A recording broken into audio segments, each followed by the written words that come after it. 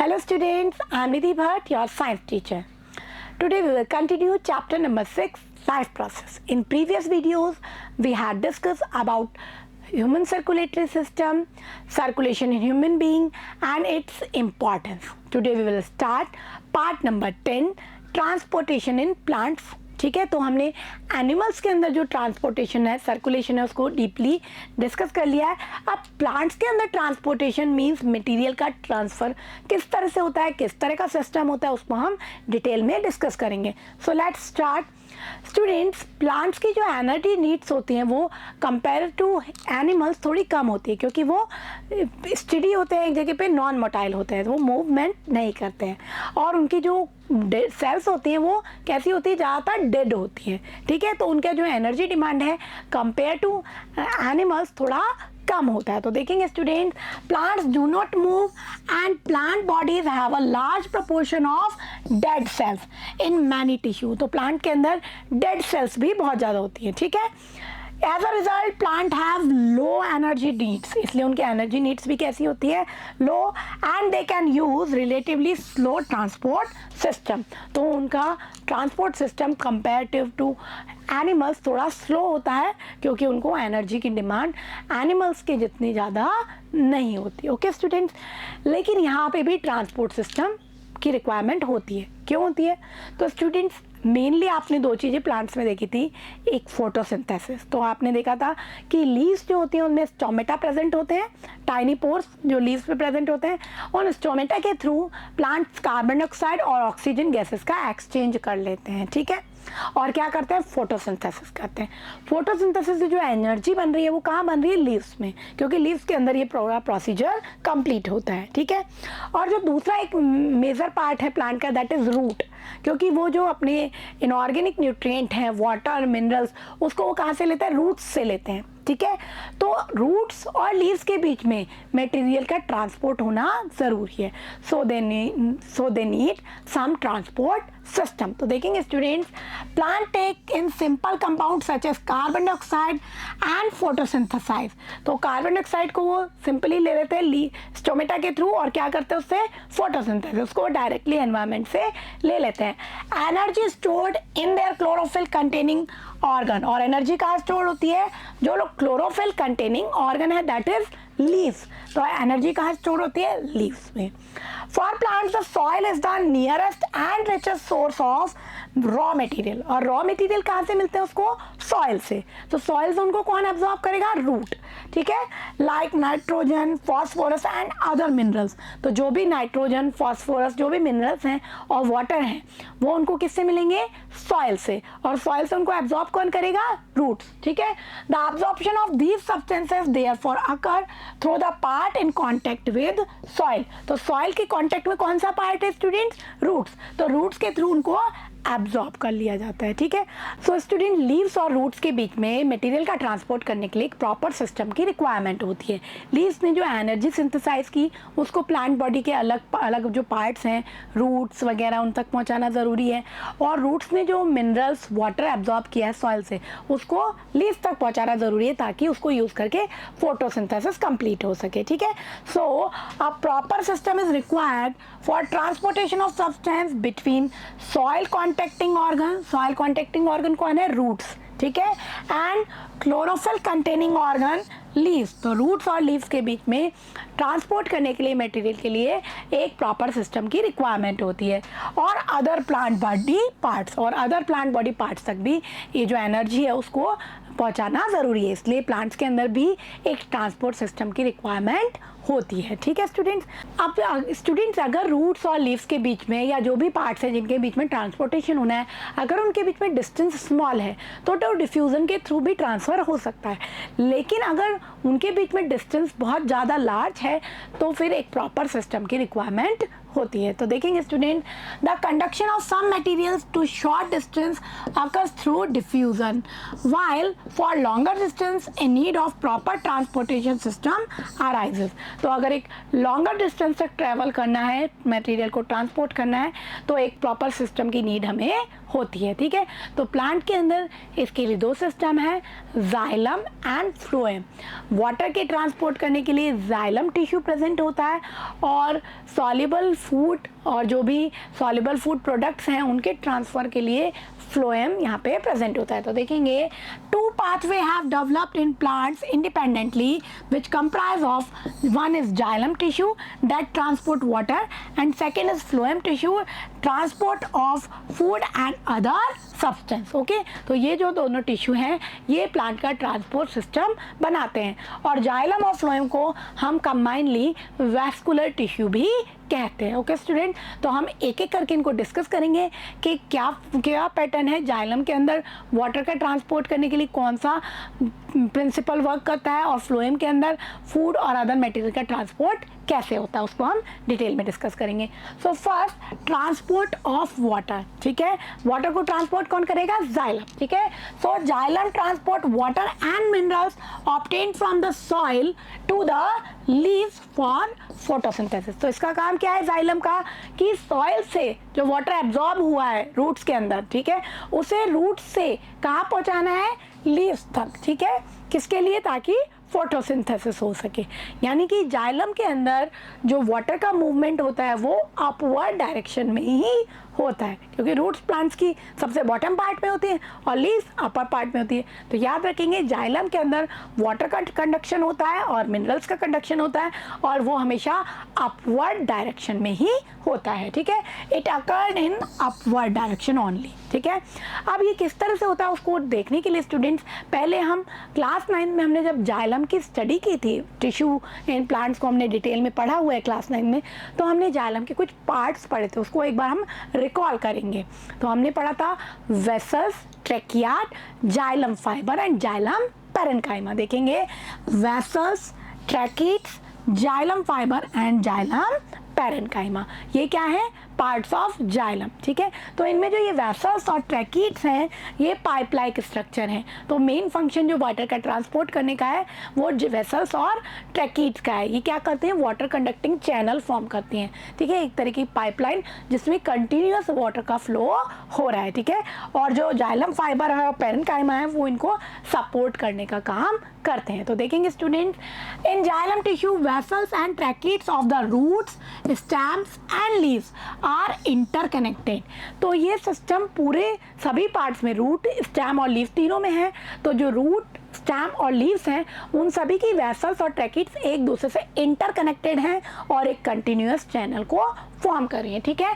To form a continuous system of water conducting channels, ठीक है। तो एक कंटिन्यूअस सिस्टम एक पाइपलाइन की तरह वो उसमें रहता है जिसके अंदर क्या है? वाटर फ्लो हो रहा है, ठीक है। Reaching all part of the plant, ठीक है। तो ये प्लांट के सभी पार्ट में इंटरकनेक्टेड रहता है। ओके स्टूडेंट, तो ये तो हमने जाइलम का जो स्ट्रक्चर था उसको देख लिया। अब जाइलम किस तरह से करेंगे? तो स्टूडेंट्स सबसे पहले रूट्स क्या करेंगी? वाटर को एब्जॉर्ब करेंगी फ्रॉम सॉइल। तो क्या होता है? पहले सॉइल से कुछ आयंस जो हैं, जो मिनरल्स हैं, उनको लिया जाता है, ठीक है। तो देखेंगे at the root soil in contact with the soil actively take up ion. तो वो एक्टिवली जो मिनरल्स हैं, जो आयंस हैं, उनको एब्जॉर्ब कर लेती है थ्रू रूट हेयर। रूट के अंदर रूट हेयर प्रेजेंट होते हैं, वो क्या करते हैं? जो भी आयंस हैं उनको एक्टिवली वहाँ से मिनरल्स की फॉर्म में एब्जॉर्ब कर लेती है अपने अंदर, ठीक है। अब क्या होगा? जब रूट हेयर के अंदर आयंस को एब्जॉर्ब कर लिया तो क्या होगा स्टूडेंट? सपोज ये रूट सेल्स हैं, इसके अंदर क्या होंगे? आयन का एब्जॉर्प्शन हो गया और वो जो बाहर जो सॉइल है उसके अंदर आयंस क्या हो गए? कम हो गए, ठीक है। यानी कि अगर मैं वाटर की कंसंट्रेशन की बात करूं, क्योंकि यहाँ पे आयंस का कंसंट्रेशन यहाँ पर बढ़ गया है, ठीक है। अब जो वाटर की कंसंट्रेशन है वो कहाँ ज़्यादा है स्टूडेंट? सॉइल में।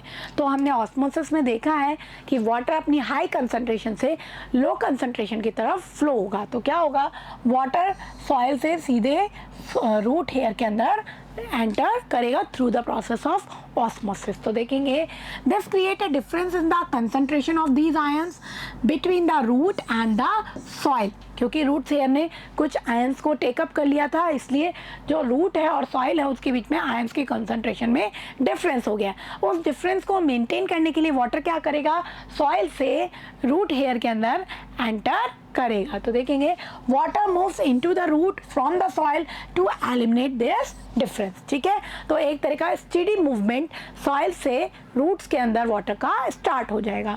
There is a steady movement of water into root xylem creating a column of water that is steadily pushed upward. तो इस तरह से रूट जाइलम के अंदर वाटर एंटर होता जाता है और एक तरीके का प्रेशर क्रिएट करता है, जिससे वाटर उस चैनल में आगे की तरफ बढ़ता जाता है, और ये जो प्रेशर होता है इसको हम रूट प्रेशर कहते हैं। ठीक है स्टूडेंट, तो क्या होगा, एक कॉलम बन जाएगा वाटर का that is steadily pushed upward, जिसको ऊपर की तरह अपवर्ड की तरफ पुश किया जाएगा due to root pressure. Okay student, लेकिन यहाँ पर एक चीज़ है, रूट प्रेशर जो होता है वो इतना ज़्यादा नहीं होता है कि जो बड़े बड़े प्लांट्स हैं, टॉल प्लांट्स हैं, उनमें सिर्फ रूट प्रेशर की वजह से वाटर रूट से पूरा लीव्स तक पहुँच जाए, ऐसा पॉसिबल नहीं है। तो यहाँ पे एक और मैकेनिज्म यूज़ होती है। तो देखेंगे student, plant use another strategy to move water in the xylem toward the highest point of the plant body. Root pressure के कारण वो थोड़ा सा अपवर्ड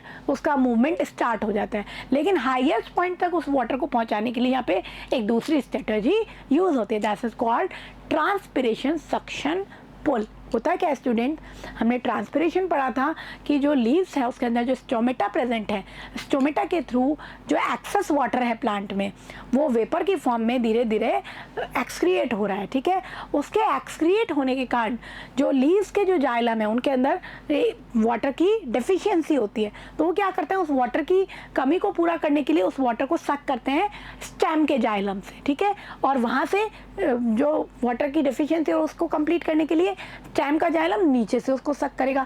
तो एक पूरे कॉलम में एक सक्शन पुल, एक तरीका का खिंचाव लगेगा, जिसके कारण जो वाटर का कॉलम है वो एक साथ ऊपर की तरफ आता जाएगा। ठीक है, तो जो वाटर के मॉलिक्यूल्स होते हैं उनके बीच में अट्रैक्शन फोर्स होता है, तो इसके कारण क्या होता है, एक वाटर मॉलिक्यूल अगर ऊपर की तरफ राइज अप होगा तो दूसरे मॉलिक्यूल को भी वो उसी तरह से सक करेगा। ठीक है, तो देखेंगे student, the plant has an adequate supply of water. Plant के अंदर वाटर की सप्लाई एडिक्वेट अमाउंट में होती है, प्रॉपर अमाउंट में होती है। The water which loss through the stomata is replaced by water from the xylem vessel in the leaf. तो स्टोमेटा के थ्रू जो वाटर का लॉस हुआ उसको मेंटेन करने के लिए, उसको कंप्लीट करने के लिए, उसको रिप्लेस करने के लिए वो क्या करती हैं, जो लीफ की जो जाइलम वेसल्स हैं वहाँ से वाटर को सक करती हैं। अब लीफ की जाइलम वेसल क्या करेंगी, उस वाटर की डिमांड को कंप्लीट करने के लिए स्टेम के जाइलम से उसको सक करेंगे। इसी तरह से एक पूरा सक्शन पुल पूरे प्लांट बॉडी में लगता जाएगा। तो देखेंगे student, evaporation of water molecule from the cells of a leaf creates a suction which pulls water from the xylem cells of roots. ठीक है, तो लीफ के अंदर जो वाटर का लॉस हुआ था थ्रू ट्रांसपिरेशन, उसके कारण वो लीफ के जाइलम से वाटर को सक करेंगी, और लीफ का जो जाइलम है उस वाटर की डिफिशियंसी को कंप्लीट करने के लिए, उसको मेंटेन करने के लिए कहाँ से सक करेगा, स्टेम से उसको सक करेगा, और स्टेम कहाँ से सक करेगा, रूट से। तो पूरे कॉलम में एक सक्शन पुल क्रिएट हो जाएगा, that is called transpiration suction pull. उसको हम क्या कहेंगे,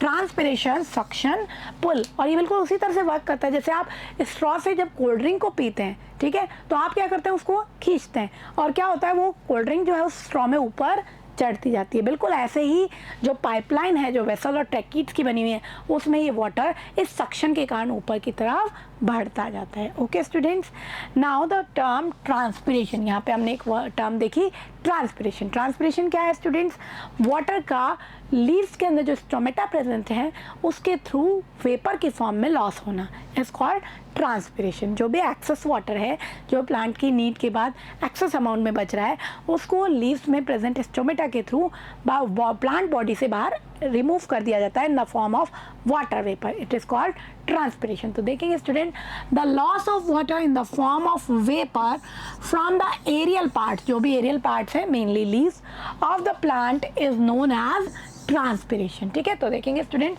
जो लीव्स हैं उससे वाटर वेपर की फॉर्म में जब हीट सनलाइट इस पे पड़ती है तो जो भी एक्सेस वाटर है इन स्टोमेटा के थ्रू बाहर रिमूव कर दिया जाता है. दस transpiration helps in the absorption. Transpiration के कारण कौन कौन से फंक्शन हो रहे हैं? एब्जॉर्प्शन हो रहा है वाटर का and upward movement of water, उसमें भी ये हेल्प कर रहा है. ठीक है.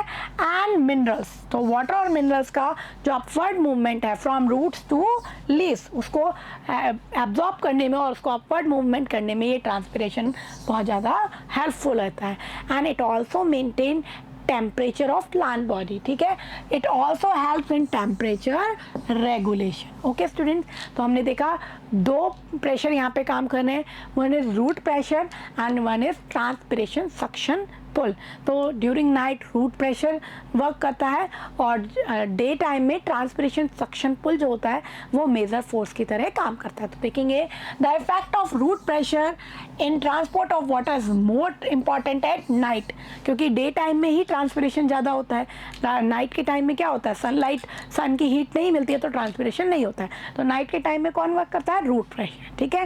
And during the day when stomata are open the transpiration pull becomes the major driving force in the movement of water.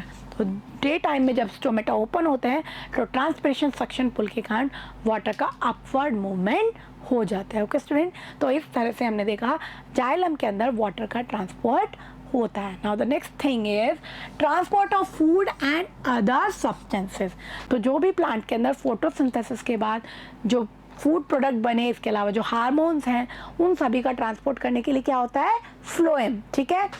Carbohydrates, hormones synthesized in one part of the plant need to be transported to other parts of the plant. तो जो भी carbohydrates हैं, जो भी hormones हैं, उनको भी plant body में एक पार्ट से दूसरे पार्ट तक ट्रांसपोर्ट करना ज़रूरी है. ठीक है. Transport of soluble product of photosynthesis is called translocation. इस टर्म को याद करेंगे स्टूडेंट्स.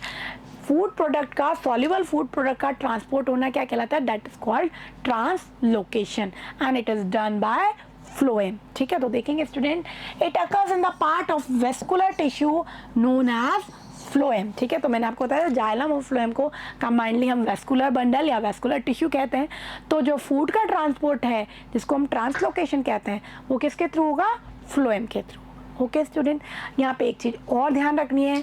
जाइलम में हमने देखा था कि जो वाटर का ट्रांसपोर्ट होता है सिर्फ अपवर्ड डायरेक्शन में होता है, लेकिन फ्लोएम के अंदर क्योंकि प्लांट के सभी पार्ट्स को वो हार्मोन्स और सॉल्युबल फूड प्रोडक्ट्स की नीड होती है, इसलिए it occurs in both direction, upward and downward. तो देखेंगे the phloem transport amino acids and other substances. इसके अलावा जो सॉल्युबल फूड प्रोडक्ट हैं उसके अलावा जो अमीनो एसिड्स हैं और जो अदर सब्सटेंसेस हैं उसको भी फ्लोएम ट्रांसपोर्ट करता है.